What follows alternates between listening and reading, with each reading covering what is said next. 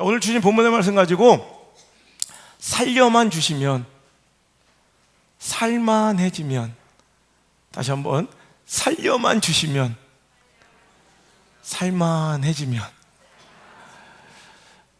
이 말씀 가운데 여러분, 잊고 있었던 하나님의 은혜가 또 내 인생의 여정 가운데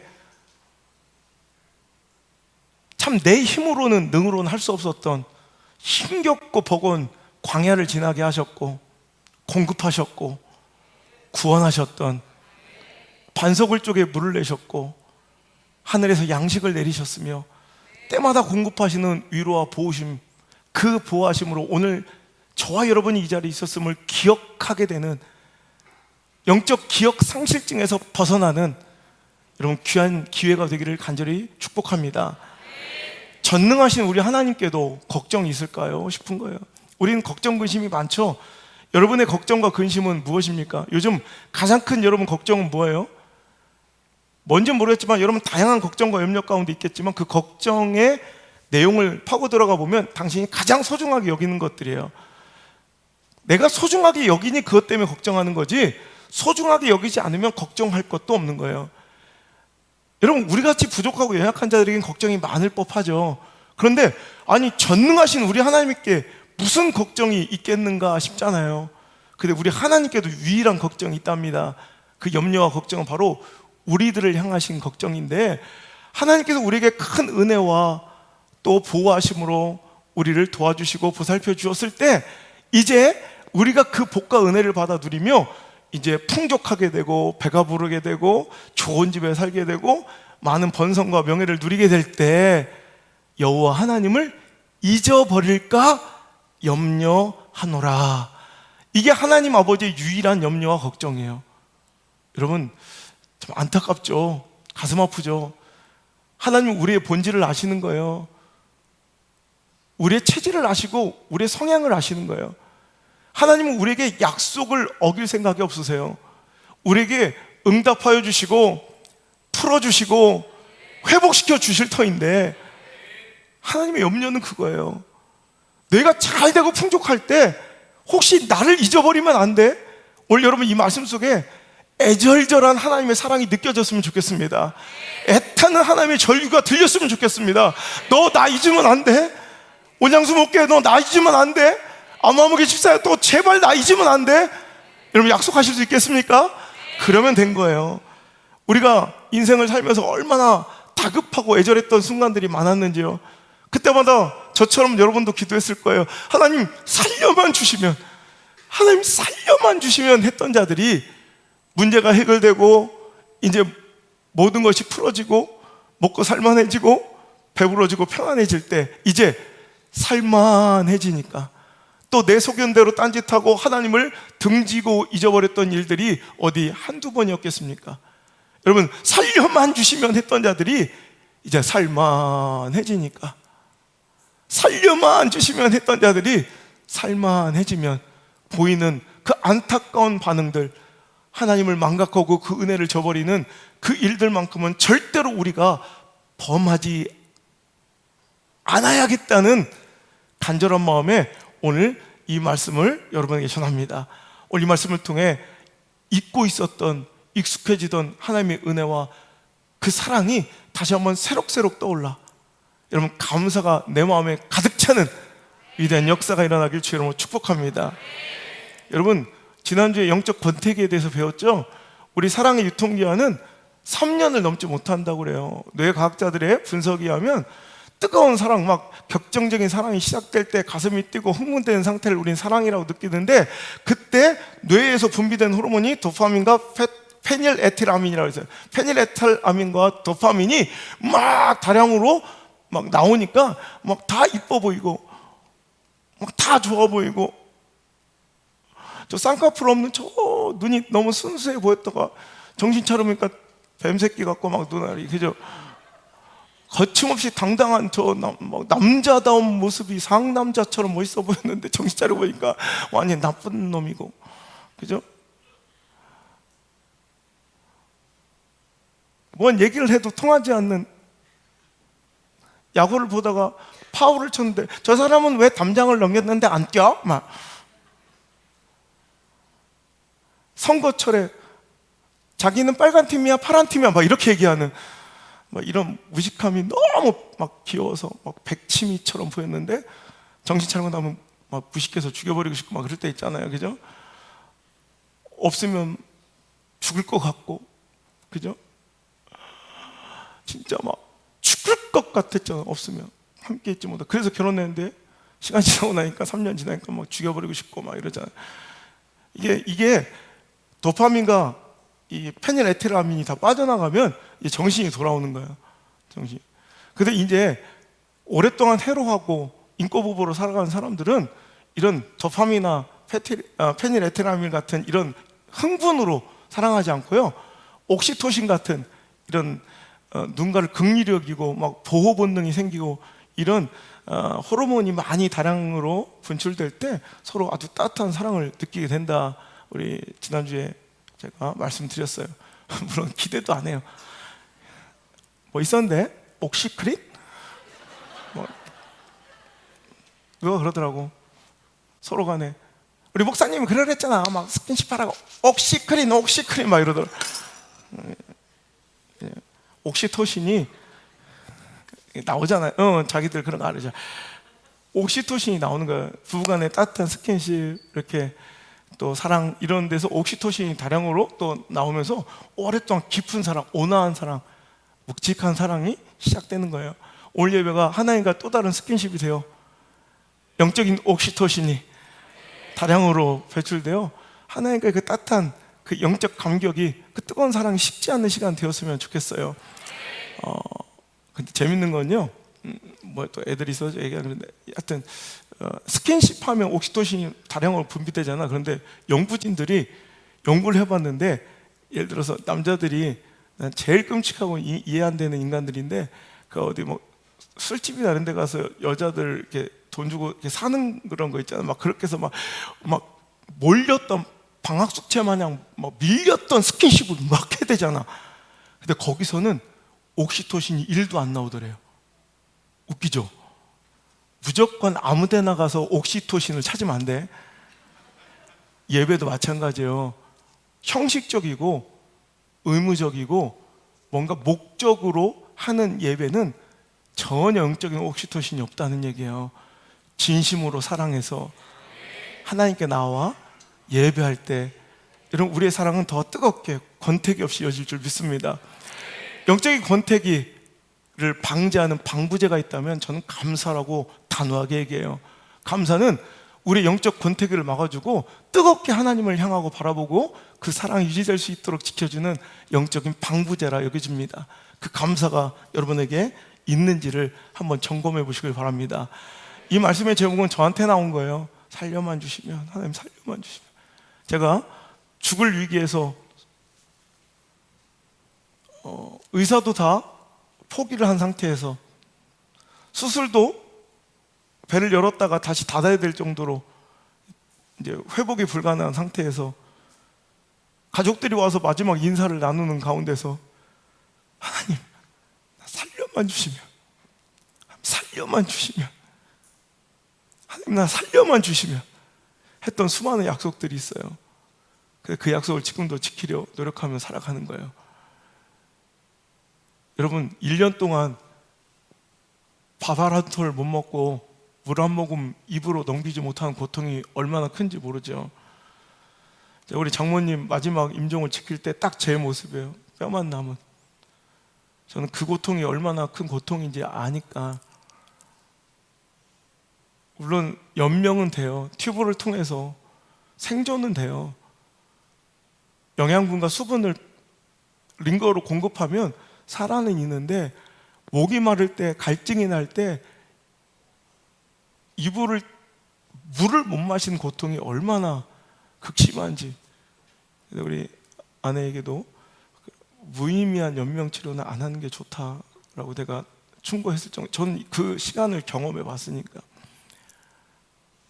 1년의 세월이 지나고요. 누워만 있던 제가 뼈다귀만 남은, 태어날 때도 제가 40kg밖에 안 돼서 제가 입던 모든 옷들이 1년 만에 입을 수가 없죠. 엄마가 급하게 어디 가서 여자 청바지 하나를 허리 26짜리를 어디서 사왔더라고. 그것도 주먹이 막 2개씩 들어갈 정도로. 1년 만에 누워만 있다가 일어나니까 내 체중이 이렇게 발바닥으로 지탱이 돼서 하중이 이렇게 느껴지는데 그게 너무 신기한 거예요. 발바닥으로 내 체중을 느끼는 게 한 걸음 한 걸음 걷는 게 너무 신기하고 그 발바닥 그 느낌이 되게 징그러워요.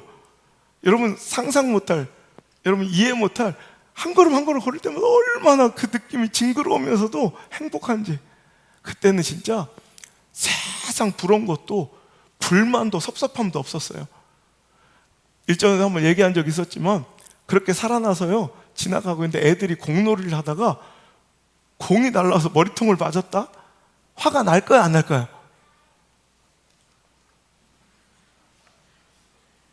화가 하나도 안 나.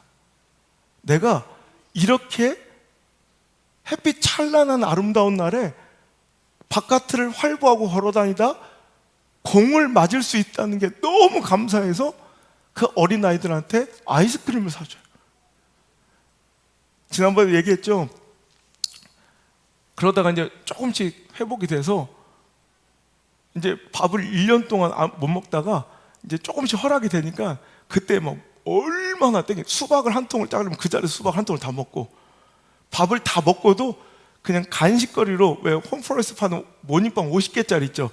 그걸 다 먹는 거예요. 그냥 그 자리에서 막 점점 그러면서 체력이 돌아오고 처음으로 운전대를 잡고 이제 다리에 힘이 붙어서 내 차를 끌고 오랜만에 운전을 하는데 앞에 빨간 신호등에 딱 이제 교차로에 서서 신호를 대기하고 있는데 어디선가 깨악 소리가, 엄마가 그래 어디서 사고 났나 보다. 근데 팍 근데 우리 뒤를 받는 소리였어. 그게 차가 트렁크까지 먹어가지고 완전히 반파가 됐어. 목이 확 꺼가지고 엄마랑 막 엄마 괜찮아? 그래서 정신을 차리고 나가보니까 내 차를 박은 뒷차에 사람이 꼼짝도 안, 나 죽었는 줄 알았어. 놀래가지고 보니까 살아있는 있더라고. 더더더 떨더라고. 여보세요, 나와보세요. 나와보세요. 못 나와. 내가 억지로 문을 여니까 글쎄 술 냄새가 확 나는 거야. 거기다 머리는 까까머리. 야, 너는 군대에 있는 거 맞냐? 넌 장발족이냐? 아니 까까머리에다가 애띤 어린애가 운전을 떼고 덜덜덜. 알고 보니까 휴가 나온 군인이 술을 잔뜩 먹고 면허증도 없이 제 아버지를 차를 타고 몰다가 신호 대기 중인 차를 뒤에서 그냥 들이받은 거예요. 이거를 전문 용어로 땡 잡았다 그래요. 이거는 뭐 부르는 게 아니면 바로 헌병대 구속이 돼요. 근데 그게 그런 생각 날까요 안 날까요? 안 나요. 그 친구를 오히려 위로해주고 청심만을 사서 먹이고 아버지한테 전화를 했더니 아버지 엄마가 막 얼굴이 막 낯빛이 창백해져서 벌벌벌 떨더라고. 우리 아들 좀 살려달라고. 우리 아들. 걱정하지 마시고 그냥 데리고 가라고. 차 수리는 그냥 우리가 보험을 할 테니까 데리고 가고, 그 대신 당신의 인생 속에서 누군가를 꼭 용서해야 될 때가 되면 이때를 기억해서 그냥 아무 조건도 없이 저처럼 한 번만 용서해 달라고. 그리고 예수 믿으세요? 안 다니는데 꼭 교회 다니시고 예수 믿었으면 좋겠습니다. 이거 하나의 조건도. 예, 알겠습니다. 바로 가겠습니다. 바로 가겠습니다. 바로 이러더라고.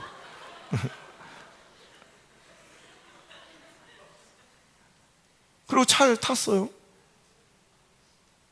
이제 차가 이제 움직이긴 하더라고. 공업사로 가는데 그때서야 막 고통이 몰려오는 거야. 이제 긴장이 풀리니까 막 얼마나 아픈지 엄마가 걱정이 되는 거야. 엄마 괜찮을까? 엄마가 그때 목이 막, 그리고 둘이 같이 입원을 했는데 엄마가 운전하고 있는 저를 쳐다보면서 막 울어. 엄마 왜 그래? 많이 아프구나. 엄마 미안해. 그랬더니 아니야. 너무 감사해서. 뭐가 돼? 우리 아들이 이렇게 살아서 병원에서 다 죽는다고 그랬는데 우리 아들이 이렇게 살아서 우리 아들이 운전해주는 차에 엄마가 타서 사고도 다 당해보고 엄마는 세상에서 가장 행복한 엄마다. 하나님 감사합니다. 하나님 감사합니다.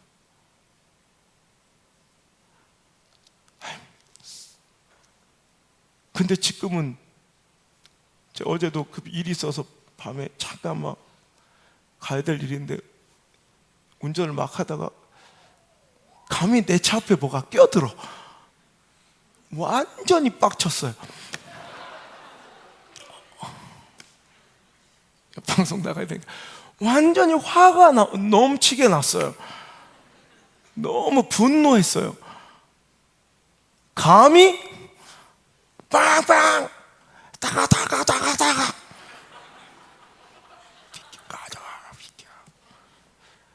갑자기 생각이 나는 거야. 나를 분노하게 하고 섭섭하게 하고 서운하게 하는 것은 상황의 문제가 아니라 상대방의 잘못의 크기가 아니다. 내 마음가짐이다. 차를 때려 박아도 공을 던져 맞춰도 행복했던 내가 그거보다 훨씬 더 덜한 상황에도 분노함은, 여러분, 이것은 그들의 잘못, 상황의 잘못이 아니라 내가 잃어버리고 사는 거예요. 언제를 살려만 주시면 했던 그때를 잃어버리고 사는 거예요. 엄마에게 전화를 하고 싶어요. 엄마 아직도 그 마음인지. 아들이 운전하는 차에 사고를 당해도 행복했던 우리 엄마가 과연 지금도 그렇게 행복하신지. 토스카나를 안 사주면 불행해하는, 무스탕을 안 사주면 불행해하는 엄마는 아니신지. 그죠? 오늘 여러분 저만의 이야기겠습니까? 오늘 여러분의 인생 가운데도 각자의 출애굽이 있었을 줄 압니다. 내 힘으로는 이미 끝났어야 될 인생 그 어느 한 자락에서 하나님이 개입하셔서, 오늘 처음 나오신 분들은 그분이 하나님인 줄 몰랐지만 누군가의 정말 기가 막힌 은혜로, 개입으로 내가 오늘까지 있었음을 고백하게 되는 아찔하고 정말 급박했던 그 순간들을 떠올리고 기억하며 오늘도 내가 이렇게 살아가고 있음을, 이렇게 존재하고 있음을, 내 사랑하는 자녀가 내 옆에, 내 곁에 있음을 오늘도 그냥 기뻐하고 행복해하는 그 진정한 감사가 우리에게 다시 한번 회복되는 귀한 기회가 되었으면 좋겠습니다. 오늘 하나님의 걱정을 들어볼까요? 네가 먹어서 배부르고 네 하나님 여호와께서 옥토를 내게 주셨으므로 말미암아 그를 찬송하고 감사해야지. 12절 시작.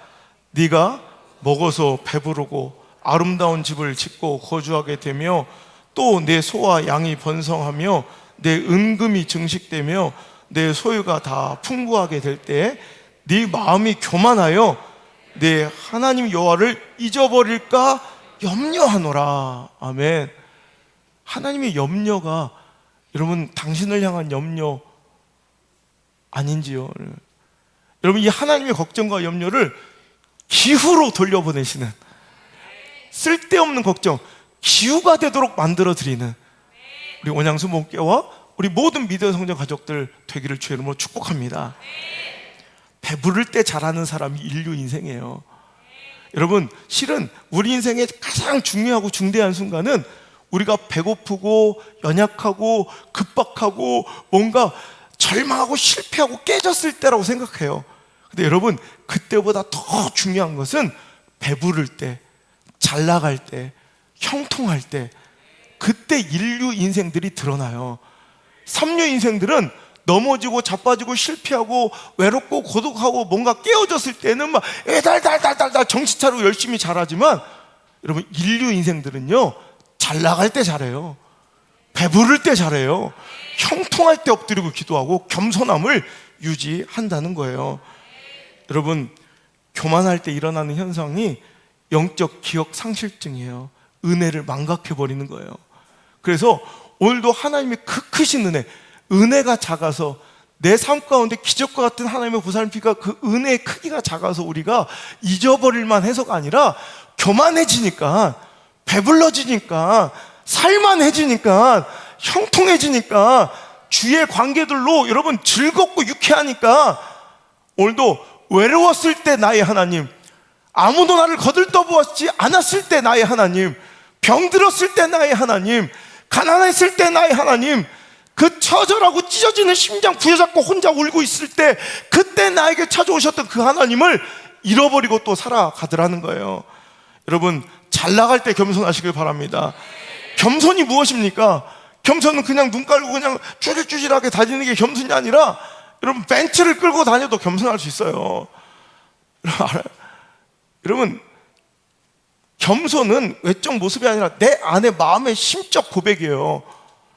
나는 아무것도 아니라는 고백이에요. 내가 한 것이 아니라는 고백이에요. 그런 마음가짐이 바로 겸손이에요. 여러분, 내가 한 게 아니고 내가 아무것도 아니고 이 모든 것이 다 하나님의 은혜임을 인정하는 겸손은, 그래서 그 겸손한 자에게는 당연히 나오는 입술의 열매, 삶의 열매, 여러분 헌신의 열매가 다 뭐밖에 없을까요?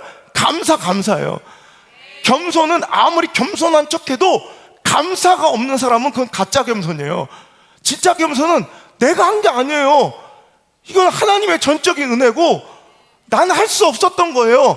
이걸 인정하는 고백과 마음가짐은 반드시 그런 거로 뭐예요? 하나님이 해주셨으니 감사의 열매를 주렁주렁 맺는 것이 진짜 겸손이에요. 감사한 사람이 겸손한 사람이에요.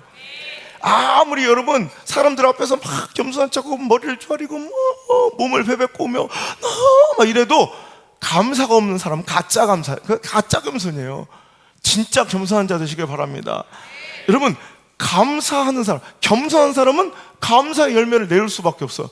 여러분, 그럼 감사한 사람은 축복받을 수밖에 없는 거예요. 왜 그러냐? 감사는 여러분 복을 담는 그릇이에요.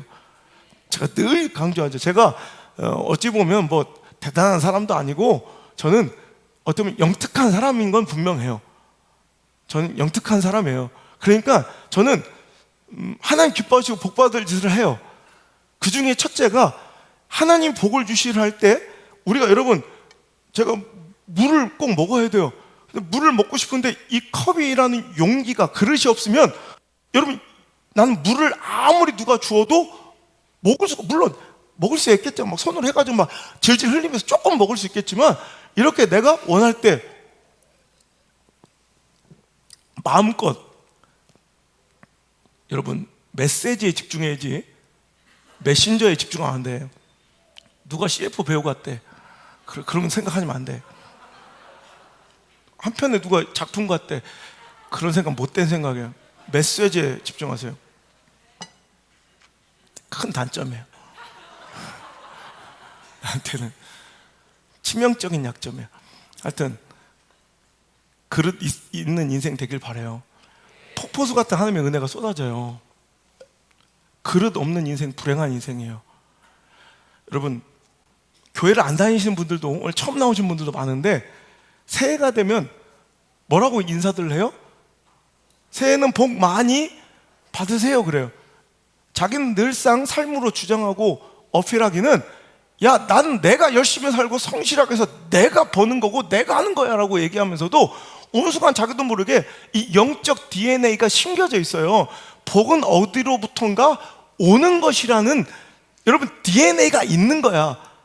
아니, 자기 의견대로 하면 새해도 복 많이 만드세요, 복을 많이 창조하세요, 이렇게 얘기해야 되잖아. 그런데 그렇지 않고 새해 복 많이 받으세요. from 어딘가로부터 오는 근원하는 복이 있다는 걸 아는 거예요. 우리는 그걸 아는 거죠. 그 근원이 어디예요? 하나님이신 걸 아는 거예요. 자, 그러면 뭐 하나님을 알든 모르든 뭐 믿든 안 믿든 간에 복이 어디로부턴가 흘러온다면 그 복을 받아야 되지 않겠습니까? 이 복을 담는 그릇이 바로 감사라는 그릇이에요. 아무리 복이 많이 와도 감사의 그릇이 없는 사람은, 저는 우리 아버지 목회 40년을 넘게 보면서 수천 가정의 흥망성쇠를 보고, 또 저희 목회 20년 동안에도 수많은 사람들의 몰락을 보고 또 잘됨을 봐요. 그리고 또 더 축복을 받아서 전국 각처 전 세계를 이렇게 다니면서 그 자손들이 어떻게 살고 있는지까지 다 봐요. 해답지를 본 거예요, 해답지를. 그래서 내린 결론은, 여러분, 절대로 감사치 않는 자가 복을 받는 일은 절대 없어요. 우리 아버지 목회 인생을 총 조합해서 한마디만 저에게, 정말 중요한 한마디만 해달랬더니 아버지가 하신 말씀이 절대로 끝까지 감사만 하고 사시게. 여러분, 일평생을 목회하신 한 분이 자기 아들이 목회를 시작할 때 얼마나 많은 걸 가르쳐 주고 싶겠어요. 예를 들어서 순댓국집을 해. 그 아들이 대를 이어 순댓국을 하면 아마 자기가 알고 있는 모든 뭐 육수 내는 비법과 맛을 내는 비법을 알고 있다면 알려줘야 안 알려줘요? 송두리째 알려줄 거 아니에요, 그죠? 우리 아버지가 평생을 목회하시면서 아들이 목회를 시작할 때 알려주고 싶은 것이 한두 개겠어요. 근데 그 모든 목회의 노하우를 총체적으로 엑기스로 딱 이것만 해라, 반드시 이거는 꼭 해라 라고 알려준 것이 있다면 얼마나 크고 귀한 메시지겠어요, 교훈이겠어요. 그게 감사해요. 그리고 아버지가 꼭 이 말을 덧붙입니다. 아빠는 평생을 목회하면서 수천 가정을 봤는데 감사치 않는 자가 복을 받는 것을, 결국에는 복을 받는 것을 본 적이 없고, 지금 잠깐은 잘 되는 것 같아도 반드시 입에 불평과 원망이 많은 사람들은 결국 망하고 그 자녀에 대해 가면 더 망한다. 그러니까 절대로 감사치 않는 자들과 한 배를 타지 마라. 이 아버지의 큰 교훈이에요. 그래서 제 목회의 의사결정, 내 인생의 중대한 결정에 영향을 미칠 수 있는 사람들은, 여러분 잘 보시면 알겠지만 저는 절대 감사치 않은 사람 곁에 두지를 않아요. 왜? 운명 공동체가 되는 거예요. 여러분, 교제도 아무나 하는 게 아니에요. 여러분, 입술에서 딱 가만 들어보는데 불평과 원망이 더 많아, 섭섭함과 서운함이 더 많아. 상황처 형편의 문제가 아니에요. 그건 마음의 문제지. 여러분, 그럼 같이 망하는 거예요. 여러분, 축복을 담는 그 그릇, 그 감사가 많아지길 바랍니다. 여러분, 열왕기하 4장에 보면 엘리사 선지자가, 선지자 생도가 일찍 죽어 과부가 된, 그래서 체주 빚진 자가 찾아와서 막 그냥 다 모든 것을 가져가고 자기 아들까지 종으로 끌려가게 된 이 절대절명 위기에서 찾아와 도움을 청할 때, 여러분 기억나시죠? 엘리사가 뭘 해요? 네 집에 뭐가 있느냐? 그때 기름 한 병밖에 없습니다. 우리는 아빠 집불도 없습니다. 아무 없다고 하는데 보니까 기름 한 병이 있더라는 거예요. 그러면 가서 그릇을 빌려오되 뭐래? 조금 빌리지 말고 많이 빌려오거라. 그래서 그릇을 빌려온 거예요, 그냥. 그랬더니 그 기름을 부어라. 그 기름을 부은데 계속, 아니 한 병이면 이건 계속 부으면 요 한 병 가면 끝나야 되는데 그릇이 꽉 찰 때까지 기름이 계속 나와. 그 다음 그릇에서 또 차는데 계속 나와. 결국 어디서 멈췄어요? 그릇이, 빌려온 그릇이 다 차버리자 끝났더라는 거예요. 안타깝죠? 여러분, 이거 읽을 때마다 우리 뭐 생각나요? 빨간 다라이 생각나죠? 목욕 다라이. 아우, 그거 하나 빌려왔으면 옆집에 한 4개만 빌려, 김장 다라이 막 이런 거, 뭐 그런 생각 나죠? 또 나만 속물이에요? 자, 자기들은 겁나 막 순수하고 막 그래요? 순결해요? 여러분에게 혹시 이런 기회를 준다면 여러분 어떻게 하실 거예요? 정말 조금 빌리지 말고 많이 빌려오니라. 뭔가 기대가 되시죠? 여러분 그러면 무작정 무지막지하게 많이 준비하시길 바라요. 그 복을 담는 그릇을 준비하시되 조금 빌리지 말고, 조금 준비하지 말고 크게 준비하시되 그 그릇이 바로 감사의 그릇이에요. 다음 주는 맥주감사주일입니다. 맥주감사주일은 여러분 추수감사주일과는 다르게 부족한 상황에서, 뭔가 완성되지 않은 상황에서 드리는 감사예요. 그러니까 뭔가 다 채워지기 전에, 내가 완벽하고 뭔가 만족스럽기 전에, 그럼에도 불구하고 드리는 감사, 난 이 감사가 더 귀중하다고 생각해요. 뭔가 스페셜하고 충분한 것을 주셨을 때 감사하는 것, 이거는 웬만한 인격 갖고 있으면 다 해요. 하지만 지금도 감사, 그럼에도 감사, 그런 와중에도 감사. 여러분, 아직 채워지지 않고 부족한 가운데서도 오늘도 감사할 수 있는, 그럴 때 하나님께서는 그런 감사의 그릇을 보시고 거기에다가 복을 채워주시고 은혜를 부어 주신다는 것입니다. 여러분, 교만하지 않아야 합니다. 여러분, 영적 갑질하지 말아야 합니다. 좀 배불러지고, 여러분 좀 번성하고 좋은 집과 여러분 충만한, 여러분 뭐 풍성한 물질이 있고 남들에게 대우 좀 받을 때, 그때 꼭 교만이 들어가 망하는 인생이 얼마나 많은지 몰라요. 물론 그 뭐 집안이 망하니 사업이 망하니 그런 건 상관도 없고 관심도 없어요. 그의 영혼이 썩고 죽는 것을 얼마나 많이 받는지 몰라요. 차라리 그런 자들은 복을 안 받는 게 나아. 차라리 배가 고픈 게 나올 수도 있는 안타까운 사람들을, 영혼들을 얼마나 많이 만나게 된지 몰라요. 차라리 지금이 겸손할 수밖에 없는 지금이 가장 안전하고 행복한 때일 수도 있다는 거예요. 여러분, 그런데 그걸 지키기 위해서 오늘도 군인의 훈련소처럼 막 나를 혹독하게 막 나를 가둬놓고 그렇게밖에 살 수 없는 조건으로 나를 메워놓아야 겸손할 수 있는 이런 인생 불행하잖아요. 그래서 늘 가난해서, 늘 막 혹독해서, 늘 외로워서, 늘 막 핍절해서, 하나님 늘 막 아프고 연약해서 겸손할 수밖에, 하나님 의지할 수밖에 없는, 이것도 뭐 은혜라면 은혜지만 평생 이렇게 사는 것보단 아무리 주셔도, 아무리 많이 누려도 여러분 변하지 않고 늘 겸손하고 감사하다면 이게 더 좋을 것 아닙니까? 제가 지난주에 장례식장 안에서 이제 참 많은 성도들을 이렇게 만나면서 이게 오랜 시간을 같이 있게 되더라고요. 그러면서 이렇게 얘기하다가 평소 같으면 이렇게 같이 얘기 못할 얘기들도 이제 시간이 많으니까 우리 집사님하고 우리 집사람한테 그런 얘기, 내가 이렇게 뭔가 생산적이지 않은 일에 뭔가 어떤 목표도 없고 이렇게 하루 종일 가만히 있어 본 게 지금 뭐 몇십 년 만인지 모르겠더라. 야, 장례식이 그거 난 좋대. 뭔가 진취적인 사건도 없고 생산적인 목표도 없이 내가 그냥 아무렇지도 않게 하루 종일 있어 본 게 있어. 그것도 3일이나. 아주 저한테는 획기적인 경험이었어요. 그러니까 그냥 늘어져 하루 종일 와가지고 오면 인사하고 와서 밥 먹고 또 하면 또 인사하고 또 와서 또 밥 먹고, 어떤 거는 하루에 삼시세끼를 다 장례식장 와서 밥을 먹는 것들이 있어요. 아 진짜, 나 깜짝. 너 평소에도 이수열, 너 평소에도 밥을 세 끼를 다 먹는데 안 먹는데, 평소엔 두 끼만 먹는데 이럴 때라도 세 끼를 다 챙겨 먹어야겠다고 아침에 해서 여기서 밥을 먹냐?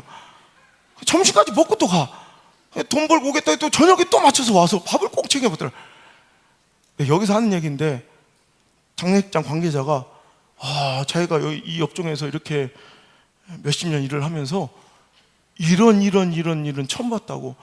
고깃값이 무지막지하게 나왔다고. 아무래도 하루 세 끼를 와서 다 챙겨 먹는 것들이 몇 명 있었던 것 같대.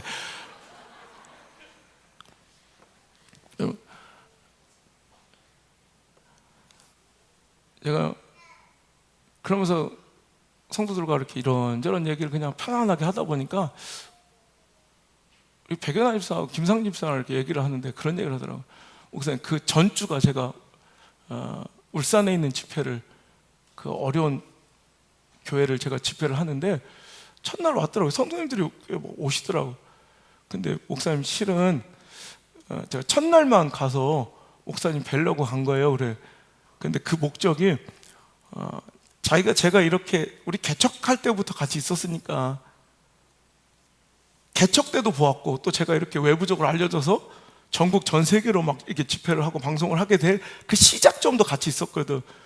근데 그때 너무 순수하게 막 덜덜 떨면서 시작했던 우리 목사님이 이렇게 지금 화려하고 이렇게 잘 나가고 이렇게 많은 사람들이 인기도 얻고 영향력을 가지게 됐는데, 우리 목사님 지금은 좀 얼마큼 변했을까, 그걸 확인하러 왔다는 거예요. 그래서 당연히 사람 변하는 건 당연하니까, 그래도 어느 정도, 그것 때문에 목사님을 뭐 싫어하고 뭐 이런 건 아닌데, 그래도 어느 정도 저렇게 화려해지고 좋은 차 타고 막 이러면서 얼마나 많이 달라졌을까, 그걸 한번 확인을 해보고 싶었대. 과연 옛날하고는 얼마나 달라졌을까. 그래도 왔는데 옛날하고 똑같더라는 거예요. 오히려 더 열심히 하는 그 모습에 자기가 감동해서 눈물을 흘리며 3일 동안을 계속 찾아오게 됐다는 거예요. 그러면서 목사님 감사해요. 오늘 이렇게 변하지 않아 주셔서.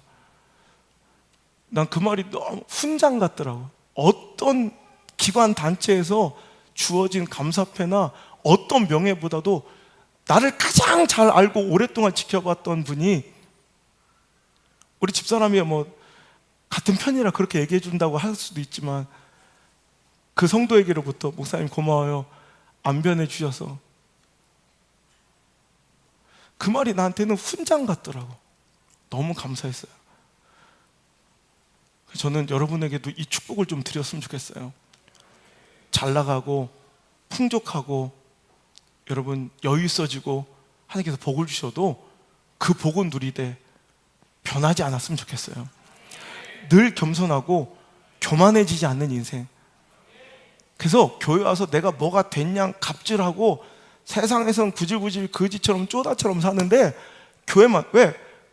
자기 말 들어줄 땐 교회밖에 없으니까 웬 쪼다들과 찌질이들은 교회 다 모여가지고 교회에서만 큰 소리 치는 이런 찌질들의 집합소가 아니라 백수들의 놀이터가 아니라 여러분 영향력 있고 잘 나가고 저렇게 풍족한 이들이 뭐가 저기엔 있어서 저렇게 겸손하게 정의 엎드리고 저 말씀에 귀 기울이며 아멘 하며 순종하는 거, 이걸 보여주기 위해서라도 여러분 더 잘 됐으면 좋겠어요. 여러분 더 충만하고 더 높아지고 더 고결하고 여러분 더 영향력을 얻고 여러분 더 멋있는 인생 살았으면 좋겠어요.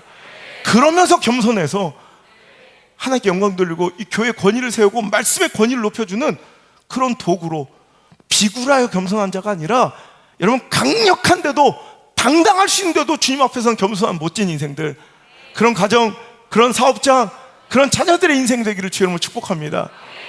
여러분 신앙생활 이 두 가지만 잘하면 건강함을 유지하고 아름답게 계속 keep going, 우리 신앙은 성장할 수 있어요. 여러분 신앙생활 되게 복잡하고 이것도 하고 저것도 하고 막 잘해야 될 것 같은데 실은 신앙생활은 딱 이 두 가지만 잘하면 돼. 자, 김홍천 집사, 저 일어나보자. 뭐 잘하면 돼? 크게 한번 외쳐봐요. 두 가지. 그래, 뭐라고요? 주제 파악 잘해야 돼요. 또 하나? 분위기 파악 잘. 자, 우리 그리고 김홍천 집사가 크게 선창하면 우리 옛날 개척 때 이거 많이 했어요. 이거 꼭 지켜야 돼. 저도 뭐 대통령도 총회장도 마찬가지야. 이거는 누구도 하나 앞에서 이건 무조건 해야 돼. 자, 선창하면 우리 다 따라할게. 저도. 자, 크게 한번 시작. 주제 파악을 잘하자. 분위기 파악을 잘하자. 한 번만 더 시작. 주제 파악을 잘하자. 분위기 파악을 잘하자. 주제 파악은 웃을 일이 아니라 겸손의 주제를 얘기하는 거예요. 네 주제를 알아라. 내 주제를 알아라. 아무리 좋은 옷을 입고 아무리 좋은 차를 타고 아무리 많은 사람들의 칭찬과 명성을 얻어도 나는 내 주제를 알아요. 그래서 여러분 이 주제를 지켜가기 위해서 늘 하는 영적 루틴을 저는 꼭 갖고 있는 거예요. 아침마다 일어나서 기도하는 거예요. 하나님, 오늘도 저는 벌어집니다. 하나님, 저는 티끌 같은 존재입니다. 하나님, 저는 쓰레기임을 알고 있습니다. 제가 이렇게 뭔가 멋지고 뭐 이렇게 뭔가 된 양 보여도 하나님이 저를 떠나가시면 저는 벌어질 뿐이고 티끌일 뿐이고 쓰레기일 뿐입니다. 하나님, 저를 떠나지 말아주세요. 하나님, 저를 버리지 말아주세요. 이걸 하루에 100번을 외치고 나가는 거예요. 그래서 우리 오늘 또 공교롭게 오셔서 우리 팬클럽 이름이 뭐예요? BTS예요. 버러지 B, 티끌 T, 쓰레기 S. 저는 BTS입니다. 그들은 활동을 멈췄지만 저는 이제 더 열심히 BTS로서 살아갈 거예요.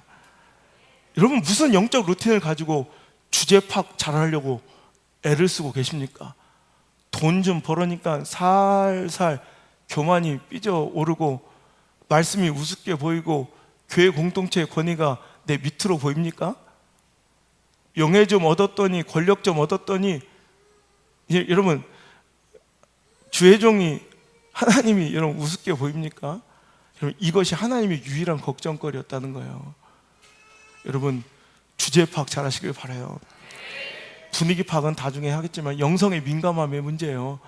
우리 영적으로 늘 기도하고 깨어있어 하나님 우리에게 기뻐하시고 선하시고 바라시는 온전한 뜻이 무엇인가 알아야 해드릴 거 아니에요. 늘상 목회자는 그래서 금식하면서 기도하는 거예요. 여러분 이 마음 지키려고 다른 데 집회 가서 밥도 잘 안 먹, 여러분 한 끼 먹으면서 금식하면 아직도 저는 오늘까지도 20년은 우리 교회 강대상조차 한 번도 배가 부른 채로 밥을 먹고 올라오지 않아요. 지금도 두려워 떨면서 이 자리를, 이 겸손함을, 제가요, 우리 정운택 우리 선교사도 그 얘기를 하더라고. 저랑 한 2시간 얘기하면서 자기는 뭐 몇천 명 앞에서도 공연할 때 떨지 않았다 이거예요. 저도 여러분 몇천 명 앞에서 제가 시위를 이끌고, 여러분 몇천 명 앞에서 전 공연도 하고, 여러분 그때만 능수능란하게 행복하게 잘 지냈던 사람이에요. 근데 처음에 개척해서 우리 교회 성도 넘는데 축하해주러 온 사람이 한 20명이나 될까? 눈알이 한 2, 30개 있는데, 와, 그게 올라서 다다다다다다 떨리고, 막 얼마나 그 자리가 두렵던지 그 두려움을 잊지 않으려고 노력을 해. 아직도 여러분 매일 아침이면 설사를 막 10번도 넘게 하고, 여러분 아직도 밥을 못 먹은 채로 올라와서 강대상에 떨면서 설교를 해야 될 정도로, 이것이 제가 지켜가는 영적인 루틴이에요. 여러분 주제 파악은 하고 있는 거예요. 주제 파악만 잘해도 하나님은, 주제 파악이 겸손이고 겸손은 감사를 낳고 감사는 그러시기에 복을 담아주시기에, 여러분 제가 삶으로 설교하고 있는 거예요. 아무리 주셔도 안전하게 겸손을 유지하고 감사만 하나님께 돌리고 영광 도적질하지 않으면 하나님께서 얼마나 많은 것을 주시는지. 여러분 교만한데 비겁한 교만이 있어요. 뭐냐면 교만하면, 교만의 무서움이 뭐냐면 자기가 했다고 생각하는 거예요. 자기가 뭔가 한 줄 착각하는 게 교만. 이래서 무서운 거예요. 자, 오늘도 교만을 볼까요? 자, 17절 한번 읽을게요. 자, 시작. 그러나 내가 마음에 이르기를 내 능력과 내 손의 힘으로 내가 이 재물을 얻었다 말할 것이라. 내 하나님 여호와를 기억하라. 그가 내게 재물을 얻을 능력을 주셨음이라. 이같이 하심은 내 조상들에게 맹세하신 언약을 오늘과 같이 이루려 하심이니라. 아멘. 여러분, 네가 먹어서 배부르고 아름다운 집을 짓고 거주하게 되고 소와 양이 번성하고 은금이 증식되고 소유가 풍부하게 될 때에 네 마음이 교만해질 것이다. 그래, 교만해질 거야. 그래서 네 하나님 여호와를 잊어버릴까 염려한다. 근데 교만의 정체가 뭔지 드러났죠. 바로 그 교만, 하나님 여호와를 잊어버리게 되는 그 교만의 정체는 내 마음속으로 내가 스스로 이제 생각하기를 내가 내 손의 힘으로 이 모든 것을 얻었다 생각하는 것이 교만이라는 거예요. 그러니 여호와 하나님을 잊어버릴 것이라는 거예요. 여러분 교만은 내가 뭔가를 했다고 착각하는 거예요. 내가 뭔가 할 수 있다고 여겨지는 이것이 바로 교만이에요. 그래서 교만은요, 내가 뭔가를 했다고 착각하고 내가 뭔가 할 수 있다고 자꾸 여겨지면 인간적인 방법을 택하고 하나님을 의지하지 않게 돼요. 하나님을 절대 왜? 내가 열심히 하고 내가 잘하면 되니까. 그러면 점점점 그의 생각과 사고와 선택과 결정은 인본주의로 흐르게 돼. 사람 눈치를 보되 분위기를 보게 돼요. 상황을 보게 돼요. 형편 논리를 따지게 돼요. 그러다 보면 내가 이걸 하나님이 기뻐하신, 왜? 하나님이 하신다는, 나는 하나님이 하신다는, 내가 아무것도 하나님이 하셨다는 겸손함으로 주제 파악 잘하고 살아가면 여러분 두려울 게 없는 거예요. 하나님이 하신 거지 뭐 내가 한 것도 아니니까. 그러니까 하나님만 기쁘게 하면 돼. 하지만 여러분, 내가 했다고 교만하게 착각한 사람들은요, 오히려 교만하면 더 강하게 살 것 같죠. 그렇지 않아요. 교만한 사람들은 맨날 사람 일일이 눈치를 다 봐야 돼. 이것도 어떻게 생각해, 저것도 어떻게, 저거 하면 교회 나갈까 안 나갈까. 여러분, 하나님 한 분만 신경 쓰고 사는 거, 이게 행복이에요. 그러니까 저는 하나님 한 분만 기뻐하시면 돼요. 하나님 한 분만 여러분 의식하면 돼. 근데 피곤한 목회가 있어요. 일일이 사람 한 명 한 명을 다 눈치 보고 챙겨. 이게 교만이에요. 오히려 여러분, 하나님 앞에서 하나님이 하실 거라는 그 자신감이 겸손해서 나온다는 거 모르셨죠? 하나님이 하신 거예요. 그럼 이것도 내가 어떻게 하다 하나님 뜻대로만 하면 하나님이 하실 거라는 믿음을 가지고, 그러니까 여러분 담대하게 아닌 것들은 쫓아낼 수 있는 거예요. 그래도 우리 집사님들은, 목사님 계속 그렇게 당당하게만 살아가 주십시오. 당당하게만 하나님 선포해 주십시오. 어차피 이 당당한 게 여러분 영적인 눈이 아니라 세상적인 눈으로 이게 교만한 것처럼 보여. 이게 겸손한 거예요. 하나님이 하실 거니까. 지가 하려고 그러면 세련된 척하고 쇼하고 막 뭔가 사랑이 많은 척 그러면서 사람 눈치를 자꾸 보고 경영하게 되고 인본주의로 뭔가를 만들려고 해요. 억지로 짜내려고 쇼하고. 제가 왜 여러분, 저는 휴가 때 왜 우리 성도님들하고 맨날 같이 여행 다니고 그런지 알아요? 다른 목사님들은 기겁을 해요. 어떻게 휴가를 성도들이랑 가냐고. 안 불편하냐고. 난 안 불편해요. 불편함이 뭔가 생각을 해봤어. 여기하고 여행지에서의 모습이 다르면 불편할 것 같아.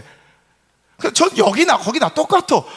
여기서 할 말 다 하고, 여기서 입을 거 다 입고, 여기서 청바지 입고, 뭐 할 거 다 하니까, 뭐 나가서도 뭐 하든 상관이 없으니까 편하게 똑같이 지내면 되니까. 여기하고 그 모습이 달라야 되면 불편한 거예요. 그죠? 여러분, 오늘도 저는요, 하나님 주신 그 은혜 잊지 않고 살아가려고 노력을 해요. 오늘도 여러분 마음이 교만해지면 그냥 교만해져서 너 하나님 잃었구나 서운해, 이게 끝이 아니라, 이런 말씀 본문 바로 뒷절을 볼까요? 자, 한번 14절부터 다시 한번 읽어볼게요. 14절부터 시작. 내 마음이 교만하여 내 하나님 여호와를 잊어버릴까 염려하노라. 여호와는 종되었던 집에서 이끌어내시고 너를 인도하여 그 광대하고 위험한 광야 곧 불뱀과 정갈이 있고 물이 없는 건조한 땅을 지나게 하셨으며, 또 너를 위하여 단단한 반석에서 물을 내셨으며 내 조상도 알지 못하던 만나를 광야에서 내게 먹이셨나니 이는 다 너를 시험하사 마침내 내게 복을 주려 하심이었느니라. 그러나 내게 마음에 이르기를 내 능력과 내 손의 힘으로 내가 이 재물을 얻었다 말할 것이라. 내 하나님 여호와를 제발 기억하라. 그가 내게 재물을 얻을 능력을 주셨음이라. 이같이 하심은 내 조상들에게 맹세하신 언약을 오늘과 같이 이루려 하심이니라. 자, 제발 여호와 하나님을 기억하래요. 네 믿음의 사람들, 하나님 백성들에게 약속했던 그 축복을 너한테 제발 주려고 하니까 그것만 지켜달라는 거예요. 주제 파악하며 겸손하며 하나님이 하셨습니다, 이것만 고백하고 하나님만 잊지 않으면 된다는 거예요. 그런데 하나님을 잃어버리고 끝까지 교만함을 유지하면 어떻게 된다? 19절 시작. 내가 만일 네 하나님 여호와를 잊어버리고 다른 신들을 따라 그들을 섬기며 그들에게 절하면 내가 너에게 증거하노니 너희가 반드시 멸망할 것이라. 여호와께서 너희 앞에서 멸망시킨 민족들과 같이 너희도 멸망하리니 이는 너희가 너희 하나님 여호와의 소리를 청종하지 아니함이니라. 아멘. 하나님 말씀 들으시길 바랍니다. 깨닫길 바라고 고치길 바라고 은혜를 기억하며 감사를 회복하는 정말 마지막 기회가 되기를 주님으로 축복합니다. 여러분, 감사를 잊지 말고 감사를 고백하고 은혜를 되갚는 인생은 그 선순환이 이루어져야 합니다. 여러분, 은혜를 기억해야 감사하고 또 그 은혜를 갖고 감사를 표현할 수 있을 것 아니겠습니까? 저는 어제 6.25를 지나면서 이제 우리 젊은 세대는 6.25를 기억도 안 하고 6.25 막 생각도 없을걸요? 지금도 저는 이제 우리 한국 역사를 공부하고 또 정치외교학을 제가 공부한 사람으로서 끔찍한 거예요. 만약 그때 볼품없고 아무도 알아주지도 않은 저 변방의 세계 최빈국, 우리나라 그때 가장 가난한 나라, 그런 나라를 그냥 뭐 어찌 되든 상관하지 않고, 여러분, 원주와 참전의 도움이 없었더라면 우린 지금 어떤 모양으로 살고 있을까 생각하면 끔찍하죠. 우리가 이제 공산 정권 안에 저 북한처럼 사는 거예요. 여러분 TV 화면으로 보는 것과 북한의 실상은 정말 달라요. 제가 북한에 가서 있었던 사람으로서 정말 달라요. 여러분 정말 감사해야 돼. 힘들고 아무리 어렵다고 해도 여러분 지금 여러분 요 상태로 가도 북한에서 여러분 상위 여러분 거의 1, 2% 안에 드는 사람들이야. 감사하시길 바랍니다. 우리나라 경제학자들이 북한과 한국의 경제력 차이를 60배에서 70배 정도로 보는데, 오히려 북한의 경제학자들은 비공식적이지만 남한과 북한의 경제력 차이를 120배에서 많게 250배까지 본대요. 참혹한 거예요. 지금도 굶어 죽는 사람이 한리동에서 아사자가 3명, 4명씩 하루에 나올 정도로 끔찍하기가 그지없고 좀 참혹한, 저기 우리나라 60년, 50년 후반 정도의 삶을 살고 있어요. 여러분, 근데 다행히도 이 마지막 그 부산 낙동강 이남의 그 끝자락에 희망 하나 붙들고 있을 때 유엔의 연합군이 우리를 도와줘서 우리가 이렇게 자유를 누리며 행복하게 살고 있지 않습니까? 그 은혜를 좀 잊지 않는 자들 되었으면 좋겠습니다. 여러분, 여러분에겐 아프리카의 에티오피아 하면 뭐가 생각나세요? 요즘 물어보니까 에티오피아 하니까 커피 생각난다고 많이 그러더라고요. 에티오피아 커피. 혹은 에티오피아 하면 제일 먼저 떠오르는 단어 빅데이터 두 개가 가난, 커피 뭐 이런 거더라고. 근데 다른 사람들은 다 그렇게 기억해도 우리나라만큼은 여러분 에티오피아를 가난이나 커피로 기억해서 안 돼. 에티오피아는 우리의 혈맹 국가예요. 아까도 얘기했듯이 볼품없고 희망 없는 작은 변방의 나라가 공산 국가의 침범을 당해, 침략을 당해 이제 완전히 멸절되고 희망 없이 쓰러져가고 있을 때 에티오피아는 적극적으로 5차에 걸쳐 우리나라에 무려 6,037명의 파병을 했고요. 여러분 지금 생각해 보세요. 우크라이나의 이 현실을 보면서 지금 전쟁 중인 그 상황을 여러분 인터뷰를 보니까 얼마나 비참해. 우리 엊그제 집사람이랑 같이 TV를 보다가 에티오피아에서 한 남자가 군대 이제 가야 되는 징병, 이제 전쟁이 터졌으니까 지금 건강한 남자들은 무조건 국경을 못 나가, 무조건 전쟁에 참여해야 돼. 우크라이나는. 근데 자기는 전쟁에 나가는 건 두렵지 않대. 자기 아내가 문제야. 아내가 만삭이 돼가지고 지금 아기를 이제 하루 이틀 안에 낳아야 되는데 지금 자기 고향도 아니고 집도 아닌 아무도 없는 곳에, 모르는 곳에 피난 와서 진짜 혼자 어디서 우리 아내가 아이를 낳고 돌봄을 누구에게 받을까 생각하면 막 둘이 펑펑 울더라고. 그 모습 보는데 우리 둘이 얼마나 울었는지. 그 전쟁의 참혹함이에요. 실은 지금 우크라이나에 세계의 이목이 집중돼요. 그나마 그 참혹함은 우리 6.25 전쟁에 비해서는 아무것도 아니에요. 우린 더 참혹했던 나라예요. 더 끔찍했던 일들이 자행됐던. 여러분, 그런데 그 우크라이나에 지금 선뜻 여러분 국가적 참전은 일어나지 않죠. 그들이 우리를 잊지 말아달라고, 제발 우리를 기억해달라고 호소를 하는데도 여러분 참전해. 이게 국제 정세고 질서예요. 무기는 지원하거나 혹은 러시아의 눈치를 보면서 우리나라처럼 전략 묵자는 안 줘요. 공격할 수 있는 무기는 안 주고 뭐 물통이나 뭐 헬멧 이런 거 방어 무기만 이렇게 지원. 이건 러시아를 자극하지 않고 그 눈치를 보는 거예요. 난 우리나라는 이러면 안 된다고 생각해요. 우리나라는 만약에 다른 국가들이 우리나라에게 이랬다면 우리나라는 지금 없어요. 저와 여러분 이런 모습으로 있을 수가 없다는 거예요. 에티오피아는요 1935년 이탈리아의 침공을 받았어요. 그때 에티오피아의 셀라시의 황제는 영국으로 망명해서 제네바 국제연맹에 가서 전 세계 지도자들을 향해서 우리 에티오피아를 도와달라고 사정을 했어요. 근데 한 나라도 그를 돕지 않았어요. 그러자 그는 작은 도움조차 기대할 수 없는 이 처절한 상황 속에서 젊은이들을 모아, 에티오피아 젊은이들을 모아서 군사훈련을 시키고 드디어 1941년 이탈리아를 몰아내 독립하게 돼요. 그 후에 셀라시아 황제가 유엔에 나가서 연설할 때 우리가 힘들 때 당신들은 아무도 우리를 도와주지 않았지만 우리는 원망하지 않습니다. 그러나 앞으로 우리와 같은 나라가 다시는 나오지 않도록 모두가 힘을 모아 어떤 약한 나라든 함께 도와주는 집단 안보를 이루어야 합니다라고 유엔에서 연설을 하게 되고, 여러분 유엔 국가들은 좀 찔리기도 하고 미안하잖아요. 자기들이 안 도와줬는데 어떻게든 그런 나라는 이제 딱 경제적 잣대로 볼 때, 주판기를 따져볼 때 필요 없다고 버린 거야. 그럼 그는 없어져야 되는데 살아난 거야. 그러니까 얼마나 민망해.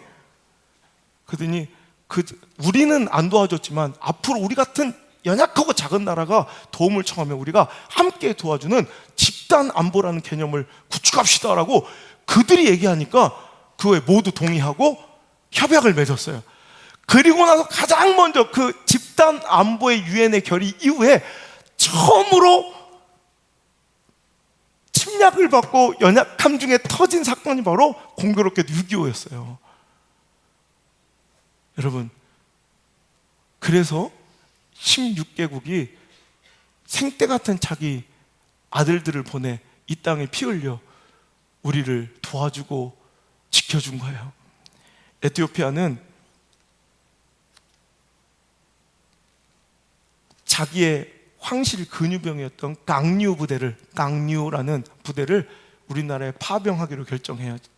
그래서 강류는 뭐냐면 초전박살이란 뜻이 있고 카오스, 혼돈 속에 질서를 확립하다, 이런 두 가지 뜻이 있대요. 그 나라 말로 강류, 이게 질서를 세우다, 초전박살내다, 뭐 이런 두 가지 뜻이 있대.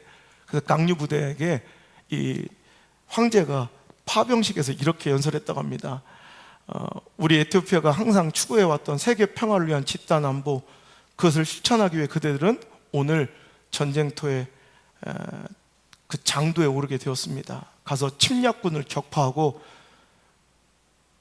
자유 대한민국의 평화와 질서를 확립하고 돌아오라. 그리고 명령한다. 이길 때까지 싸워라. 그렇지 않다면 죽을 때까지 싸워라. 이게 황제의 연설이자 강류부대를 향한 마지막 명령이었다고 합니다. 강류부대는 16개의 참전국 가운데 가장 용맹하고 용감하게 싸워준 부대로 유명합니다. 아까도 얘기했듯이 6,037명의 참전 병사들 중에서 123명의 전사자가 나왔고 536명의 부상자가 나왔는데, 여러분, 포로는 한 명도 나오지 않았대요. 이 정도의 희생이면 포로도 그의 비율로 많이 있어야 되는데, 강류 부대만큼은 포로가 한 명도 없었던 그 이유는 이기든지 죽든지 둘 중에 하나만을 그들은 선택했기 때문이었다고 합니다. 그래서 강류 부대는요, 그들이 싸운 6.25 전쟁 가운데 기록을 제가 보니까 253번의 전투 가운데 253번을 승리한 부대로 기록되어 있어요. 한 번도 패하지 않은 부대. 자, 고맙죠? 근데 문제는 이 강류 부대가 이렇게 목숨을 걸고 싸우고 고국으로 돌아갔을 때, 에티오피아는 목축업을 기반으로 한 나라였는데 극심한 흉년과 가뭄이 몰아쳤고요. 그해 100만 명이 굶어 죽는 비참한 사태가 벌어졌고, 목축업을 하던 나라에서 풀이 없어지자 가축들은 다 굶어 죽기 시작했고, 아프리카 그때만 해도 최강국이었던 에티오피아가 아프리카의 최빈국의 나라로 떨어지는 때가 바로 그때라고 해요. 그 흉흉한 민심을 틈타서 여러분 아시지만 맹기스토라는 군인이 쿠데타를 일으켜 에티오피아는 공산 정권이 들어오게 됩니다. 그러니 자유 대한민국을 수호하기 위해 싸웠던 공산 국가와 싸웠던 참전 용사들은 엄청난 핍박과 박해, 차별과 손해를 보며 뿔뿔이 흩어져 자기가 참전 용사인 것을 숨기고 살아왔고, 지금은 다행히 민주국가로 복원이 되었지만 아직도 그 참전 용사들을 다 찾아낼 수 없는 그런 비참한 현실 가운데 있었습니다. 제가 안타까웠던 것은 다른 원조국가 아니라 진짜 와서 피를 뿌려 싸워진 참전국 16개 국가는 자유대한민국의 대통령들은 그냥 두어서는 안 돼요. 찾아가 예를 갖춰야 되고, 여러분 그들에게 허나하고 여러분 감사를 표해야 되죠.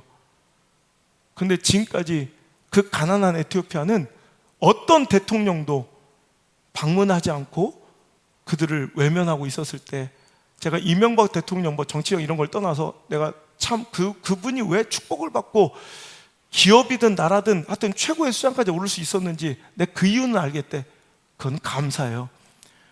아무도 거들떠보지 않고 순방하지 않았던 에티오피아를 60년 만에 2011년 처음으로 방문하여 헌하고 참전용사를 다 찾아 고개 숙여 인사한 유일한 대통령이 이명박 대통령이에요.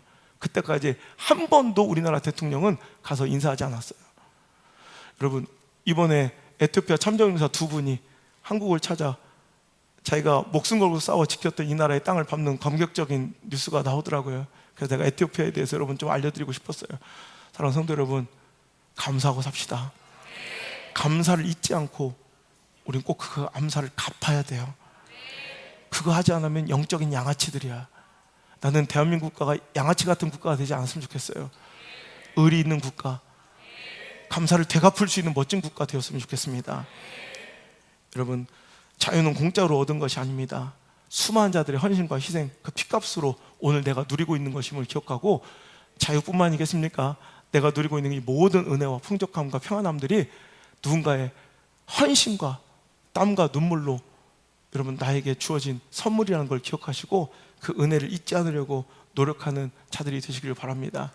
내가 오늘 보니까 이 카톡 프로, 제 카톡 친구가 몇천, 4천 명이 되니까 솔직히 우리 교인들 카톡도 잘 몰라. 우연히 어떻게 하다 보니까 한 우리 성도의 카톡에 사진이 올라 있는데 낯이 익은 거야. 보니까 이게 내 글씨체더라고. 분명히 이게 내 글씨야. 이게 뭘까? 그래서 보니까 이수미 권사 카톡 프로필 사진인데, 이사야서 41장 10절, 두려워하지 말라, 내가 너와 함께합니다. 놀라지 말라, 난 너의 하나님이 됩니다. 근데 그걸 내 편지 봉투에서 내 글씨더라고. 그리고 10년 전에 제가 수술할 때 내가 와서 기도해주고 편지 봉투 위로금하고 이렇게 써준 그 편지 봉투래. 근데 감동이더라고. 나도 잃어버리고 있는데 10년 전에 그걸 고맙게 여기고 그걸 기억해 준다는 거. 그러니까 막 또 더 주고 싶은 거 있죠. 그러니까 왜 예은이가 오늘 장학금을 탔을까? 생각나. 여러분 그거 아세요? 감사는 또 다른 감사의 예약이 되는 거예요. 감사하면 또 다른 감사가 이어져. 근데 다 이게 뭐 아무도 모르게 다 이렇게 다 준비해 놓고 이렇게 다 이렇게 있었단 말이에요. 근데 어저께 공약에 별로 생전 안 그랬던 여자가 어저께 모양실 우연히 이렇게 청소하다 이렇게 만나는데 나한테 막 서운한 얘기를 좀 하는 거야. 그래서 이 상을 찢어버릴까 생각하다가 그냥 오늘 안타까운 선을 막 너물랑 한마디만 더 했으면 찢어버린 건데, 내가 이걸 느껴서 우리 하나님의 역사 가운데 이런 일이 있겠다라는 생각을 하는 거야. 더 주시려고 뭔가를 딱 준비하고 있는데 우리가 불평과 원망으로 뭔가를 깨트리고 있지는 않은가. 여러분 오늘 감사해서 또 다른 감사를 예약해 놓으세요. 우리 이 말엔 다 아멘 하시잖아. 근데 거꾸로 말하면 감사가 또 다른 감사를 예약한다면 거꾸로 오늘 당신의 불평은 또 다른 불평이 나올 거예요. 오늘 당신의 원망은, 서운함은 또 다른 서운함을 또 예약해 놓는 거예요. 그런 일이 계속 생겨요. 여러분 감사해서 감사할 일이 이어지길 바랍니다. 제가 대구에 한번 일이 있어서 이수열 집사하고 함께 간 적이 있는데, 그때 얘기를 하다가 대구에 지인 얘기를 하더라고. 여기에 자기 지인이 있어서 자주 와봤던 데래. 네가 친구가 어딨냐, 생긴 것도 없게 생겼는데, 그랬더니 한 명 있다는 거예요. 얘기하는데 이 근방에서는 아마 알아주는 부자였다는 거예요. 금은방으로 아마 유명했대요, 그 대구에서. 근데 그 형님이 하여튼 뭔가를 해서 싹 망했대. 대구에서 그 잘 나가던 형님이 망했다는 거야. 근데 다른 사람 다 떠나고 그랬는데 자기가 아마 그 형님을 품어줬나 봐. 오갈 데도 없는데 같이 이렇게 살게 해줘 막 이랬나 봐. 자세한 내용은 모르겠는데. 근데 그 형님이 아직도 그걸 이제 옛날만큼은 회복하지 못했어도 다시 회복을 해서 그냥 자기를 그렇게 챙긴대. 그때 어렸을 때 그거 한 번 품어주고 자기가 이렇게 도와준 걸 아직도 기억하고, 때가 되면 계속 연락해서 뭐도 보내주고 막 계속 하는데, 그래서 나는 그분이 참 얼굴도 본 적은 없지만 참 멋있더라고. 왜냐하면 제가 본 바로, 저는 이제 교인들만 만나잖아. 교인들 중에는 오히려 뭔가를 힘들고 어려울 때 도와주고 은혜를 받았어도 그걸 기억하고 저렇게 그 한 번의 기억으로 십수년 이상을 계속 그렇게 그걸 계속 고백하면 뭘 선물을 보내고 같이 만나고 막 찾아오고 이런다는 거야. 만약에 우리 교인들 같았으면 어땠을까? 어느 생각 제가 해보니까 우리 교인들은 은혜를 너무 많이 받아서 그런지 은혜를 너무 당연하게 여기는 거예요. 자, 받는 게 당연한 사람들이 누구예요? 거지예요. 받는 게 당연한 사람들은 거지예요. 받는 게 특별한 사람이 돼야죠. 여러분 스페셜하고 특별한 일이 돼야죠. 받는 게 그래야 특별해야 뭔가 감격도 하고 감사도 하고 뭔가 고백도 하고 갚을 마음이 생길 거 아니에요. 근데 왜 감사하지 않는가 생각해. 이제 받는 게 당연한 거예요. 난 관심 받아야 돼. 난 사랑받아야 돼. 난 용서받아야 돼. 난 당신 은혜 받아야 돼. 영적인 거지들이 너무 많아. 당연히 받는 거야. 그러니까 감사할 줄은 모르는 영적인 거지들로 넘쳐나는, 오히려 불신자들이 더 감사를 잘해.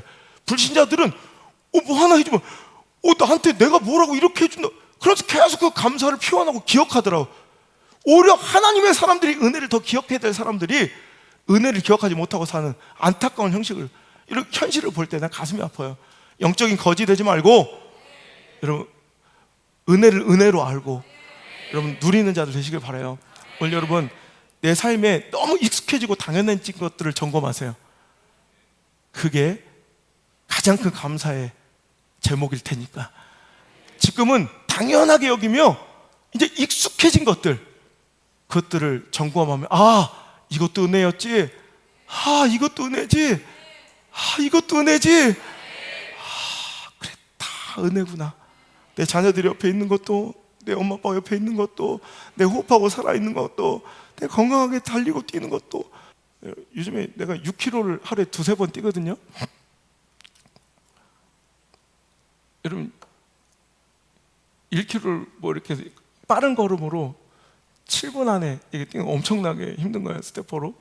그걸 이제 2타임, 3타임을 해. 2만 보씩 하는 거예요. 그런데 그래도 충분하고 거뜬한, 이걸 보면서 그냥 내가 이렇게 뛰고 있는 게 기적이야. 우리 성도들 아시겠지만 제가 요만 5살, 6살짜리도 못 쫓아갈 정도로 이 관절이 다 꺾이고 퇴행성 관절 오고 이 골반이 다 빠지고 틀어져서 서 있기도 힘들었던, 근데 의자에 앉아 설교하고 그랬던 사람이 이렇게 달리고 이렇게 뛰고 있는 자체가 기적이야. 이것도 은혜더라고요. 모든 것이 다 은혜입니다. 그래서 이제 모든 것을 다 감사하고 당연하게 여기지 않기로 생각했어요. 여러분도 우리 당연한 것들이 있어요. 내가 한 줄 알고 착각하는 것들이 있어요. 여러분 당연한 거 아닙니다. 주위를 한번 둘러보세요. 다 기적입니다. 동의하시죠? 우리 기적들과 함께 찬양합시다. 이 모든 것이 은혜입니다. 모든 것이 은혜였음을 고백합니다. 모두 다 하나님의 은혜였음을 고백합니다. 내가 풍족하고 먹고 배부르자 오늘도 하나님의 그 은혜와 도우심을 잃어버리고 오늘도 내가 한 줄 착각하며 내 힘으로 뭔가 할 수 있다고 교만하여 살쪘던 내 모습을 말씀의 거울에 비춰 발견합니다. 주여 다시 나를 겸손하게 낮추시사 하나님의 그 복과 약속을 우리에게 다시 한번 허락하여 주시옵소서.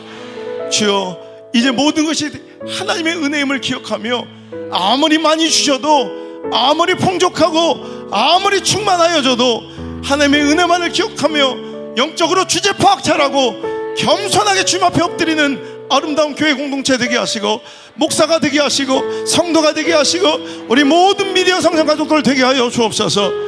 이제는 주 예수 그리스도의 크신 은혜와 하나님 아버지의 놀라우신 사랑과 보혜사 성령님의 강력하신 인도하심이 오늘 이 자리에 나와 감사를 회복하며 모든 것이 주님의 은혜였음을 고백하며 돌아가는 모든 성도들 머리 위에 이제부터 떠나가지 마시고, 1초도 떠나가지 마시고, 1초도 떠나가지 마시고 영원토록 함께 계실지어다. 아멘.